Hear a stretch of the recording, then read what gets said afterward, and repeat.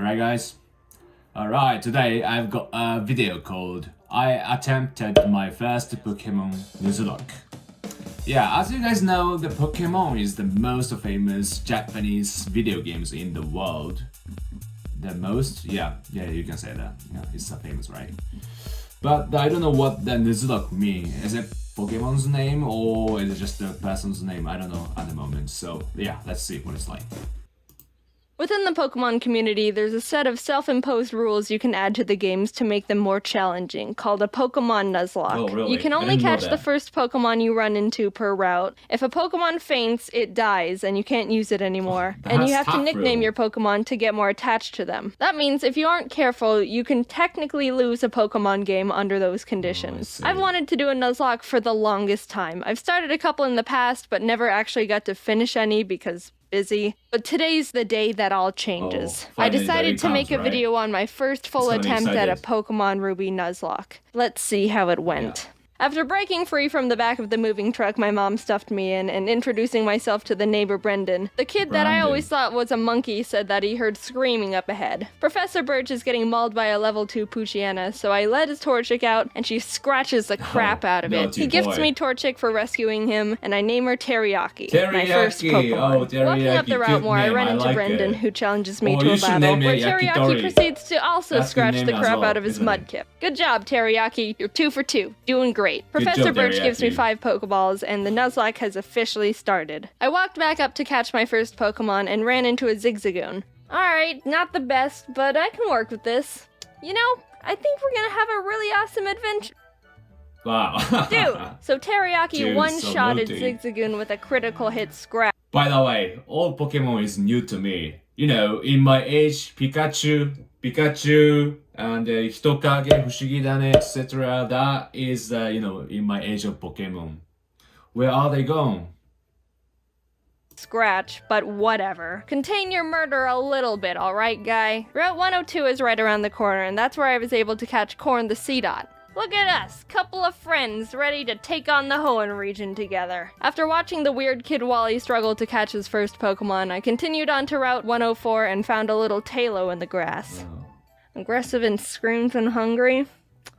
Oh yeah, I know your name. In Petalburg Forest, a Team Magma grunt jumps some random professor, so Ari and Teriyaki peck his eyes out. Oh, hello, Shroomish. I'm gonna name you Onion. I make it to Rustboro, and while getting ready to take on Roxanne's gym, Teriyaki kills another Zigzagoon I was about to catch. What's your problem with Zigzagoons, dude? But it turned out alright because she also ended up evolving. Onion was able to destroy Roxanne with ease, and we got our first gym badge. Exiting the gym, we catch a glance that Team Magma is up to no good again. Something about the scorching earth or something. And this old man exclaims that they stole his Pico. Here's your dog. Also, you're coming with me. The mayor thanks me by turning me into his errand boy, and I arrive in Dewford to give a letter to Stephen. Alright, what do we got? Ugh. Okay, chomps. No choice, right? After finding Steven, it was time to take on Brawly, the next gym leader. Ari's a stone-cold killer and easily earned MVP in that fight. Things were going well. 2 badges in, and the team is looking good. On my way to the next city, I caught a tentacle on the beach. Got 2 badges already. Nice. Squidward. And after beating Team Magma and Brendan again in Slateport, it was time again to get ready for the gym battle with Watson. But as I was fighting some trainers, Chomps the Mawile got electrocuted a bit too hard and was killed. Oh, Jaiden, Chomps, let's battle. I want to show you how strong I am. Okay. Ari, this is an electric gym. You're not allowed to fight in here, so you can just wait outside. Oh, you leave Aldi? While battling the gym trainers, Onion evolved into Breloom, and together with Teriyaki, they were able to get another victory. Now we were riding high. 3 gym badges in and no main casualties. With our massive confidence, we decided to take on the Windstrait family's challenge of beating all their family members. I had Squidward out front to get him some experience, but we ran into some troubles with Grandma. Oh god, it's gonna do a high jump kick. We can take him out, but I need a clean switch first. What are you gonna do? Oh man. Also, I had to sacrifice Hushchild the Whismer, but honestly, that was the safest move to ensure no one else died. Goodbye, Hushchild. You might be missed. While we were heading to Fall Arbor, fighting some trainers, Ari evolved. Oh, look at my big bird. Oh, look at you. Oh, good boy, good boy. We were almost to town, but we had to get through the sooty grass on 113. Oh, jeez. Alright, Barf, get in there with the rest of them. I walked into Meteor Falls to see Team Aqua and Team Magma arguing about water and rocks. Can I go? So get over here, Zubat. They kept complaining and I had to go up the volcano they were blocking to fight Maxie, the Team Magma leader. That was a hard fight. Onion and Teriyaki were able to take out his Mightyena and Camerupt, but his Golbat hit hard. I ended up having to switch in Ari and double team up to win the battle. Not the most honorable of strategies, but it worked and we're moving on. On the way down the volcano, I ran into a matchup. Oh. Matchups. I think it's different name in Japanese. Was it? I can't remember. Was it? Yeah, it was One Ricky, I guess. Yeah, I know. Yeah, I remember it because he's an old one. Yeah, I mean, when I used to play it, he was there. So yeah, I remember it. Yeah, his name is Matchups. Well, yeah, let me guess. It's like Macho and the Chops mixing it, isn't it? Yeah. Well, it's cooler. Yeah, cooler name. Yeah. Oh, hello there, Chad. What? You're a female? Did I stutter? We arrived in Level Ridge Town and started getting through Flannery's gym. During that time, Squidward was almost killed by a Fury swiping Kecleon. Fury swipes. Oh my gosh, that does a lot of damage. Stop! But when it came time to battle, he pulled his weight and more. Honestly, with the team, there wasn't much I could have done to Flannery's fire Pokemon, but Squidward came in clutch by learning Bubble Beam, and it was all over for her. Badge 4, under our belt. That was close. Brendan met up with us outside the gym to give us goggles so we could walk in the sandstorms. I found a claw fossil, and Anorith was born. I didn't know what to name it, so my friend named him Gary. Now it was time for the 5th gym. After some training, Chad evolved into Machoke, and the team was leveled up. I see, Macho and Choke, right? Yeah. In Japanese, it's Goriki. Yeah. I prefer Machoke. With Ari, and after realizing I was in trouble... Yeah, that doesn't do a lot of damage. It's strong. I managed to squeak by with more double teams. Ari was barely able to take out the first slacking, so when the second, stronger one came out, I knew I had to use a different strategy. I brought out Onion to leech seed it and try and get more chip damage in, which worked, but he was also killed by Slacking's Facade, which I thought he could take. Chad was able to finish off the rest of the fight, but that was the first death that actually hurt. Well done, Chad. I'm not crying. Someone's just chopping onions in here. Someone's chopping onion here. And was ready to fill Onion's spot. While passing through Mauville again, Watson asked us to help him turn off the city's generator, and while down there I found a Magnemite. Magnemite, yeah. It's totally different from the Japanese name. It's Koiru in Japanese, yeah. Or should I call it Magnite from now on, because it's cooler. You want to come with? Okay. We kept on our way, catching Spurky the Electrike, and while fighting some trainers, Korn survived 2 very close calls. He took a sword stance. Ninja and mask, right? Yeah. It's Tekkani in Japanese, if I remember correctly. Cutter by Ninjask, and a misclick from me, which resulted in him tanking a wing attack from a Talo. No.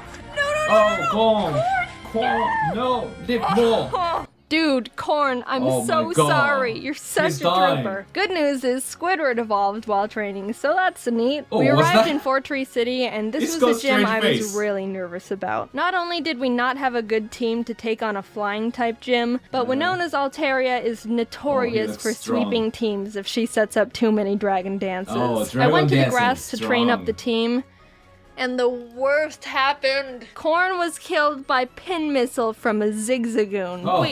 Wait, no. No. Stop. Mine. Oh, Korn's dead. Korn, no! You monster! How could you do this? Is this why you kept trying to kill all the Zigzagoons? I want to think that Corn sacrificed himself because he knew we were at too much of a disadvantage going into Winona's gym, and by opening up a space, we could get the type advantage we needed to stand a chance. With a heavy heart, I brought Zip Zap Zop the Magnemite to the team. Nice name. And realized how much more grinding I was gonna have to do. I had to fight so many Merrills to get Zip Zap Zop on par with the rest of the team. You wanna know how many? The move Thunderbolt can be used 15 times before it runs out. And I had to go back to the Pokemon Center almost 6 separate times to refill it. Meaning Zip Zap Zop killed more than 80 Marill that were living in that lake. Winona led with Swellow, which Zip Zap Zop was able to take out. But she immediately brought out Altaria, which made me very scared because I know she's got Earthquake on that thing. I didn't have a clean switch, and I knew no one on the team could take 2 hits from this Cloud Bird. So I ultimately decided that I'd have to have Zip Zap Zop paralyze it in exchange for his death. Goodbye, Zip Zap Zop. You weren't here for long, but your efforts will not be in vain. Oh my god! Somehow Zip Zap Zop lived the earthquake on 2 HP like a mad lad. He's dying. Corn must have been looking down on us for that one because there was definitely a 90% chance Zip Zap Zop was supposed to die there. With that string of luck, I was able to switch Ari in for Zip Zap Zop to predict another earthquake and started chipping away at the Altaria, which was not gonna be easy. She was already starting to stack up those dragon dances, which make her moves even more powerful, and I was legitimately sweating. But with what little luck we had left, Winona got greedy and tried to get in that last dragon dance, and that's when Ari was able to swoop in and snipe that kill. If that Altaria would have decided to attack at any point, she would have one-shotted anyone and everyone on my team. Thank you, Corn. You shined your photosynthesis onto us. From there, I was able to heal up Zip Zap Zop and sweep the rest of her team. The 6th gym badge was ours. Outside the Safari Zone, I found a Duskull I was able to catch. I tried to have Gary on the team since resurrecting him from the dirt, but he honestly has like no moves that do damage, so I decided to replace him with Sin. We arrived in Lily Cove and I tried fishing on the beach for a Pokemon, but Chad punched the Whalmer I reeled up too hard and killed it. We stormed Team Magma's base, and while trying to get the Master Ball they've got on the ground, an Electrode exploded and almost killed Chad, which was uncalled for. After beating their admin, they escaped into a submarine, and I went on to fight the next gym. Tate and Liza were the first double battle gym leaders, and I didn't realize until too late that I was just a tad underleveled for them. Oh, they are strong, right? They don't have any more than 2 Pokemon, so I think we should be okay. There you go. 42? Gotta be tough. Uh-oh. Sin and Zip Zap Zop made a good duo, being able to confuse and paralyze them, but Solrock managed to get off a Sunny Day powered flamethrower in Zip Zap Zop's face, which totally killed him. That really sucked. He put in so much work for the team and really carried us this far. The rest of this fight's for you, Zip Zap Zop. Squidward came out, and together with Sin, were able to finish off the duo, getting us our 7th gym badge. Alright, Spurky, you're up. Another task. I think I single-handedly wiped out the entire water Pokemon population between Zip Zap Zop and Spurky. I went to Shoal Cave and caught Blubby the Spheal, and went out to take on Maxie one last time. For some reason, I didn't learn my lesson when being underleveled for Tate and Liza, because I was even more underleveled for Maxie. Mighty Anna. It doesn't go down? This fight was rough. Chad was able to take out his Mighty Anna, but I resorted to Squidward when his Crobat came out, and luck wasn't on my side here, because Squidward was killed by a high roll wing attack. The way Pokemon works is there's a small range of damage and attack. What's this? What's this? What's this? What the fuck is this? I didn't know there are such many factors for the damage. Wow. Yeah, it's interesting, isn't it? And this random factor is the thing you cannot control. So, in other words, it depends on luck, right?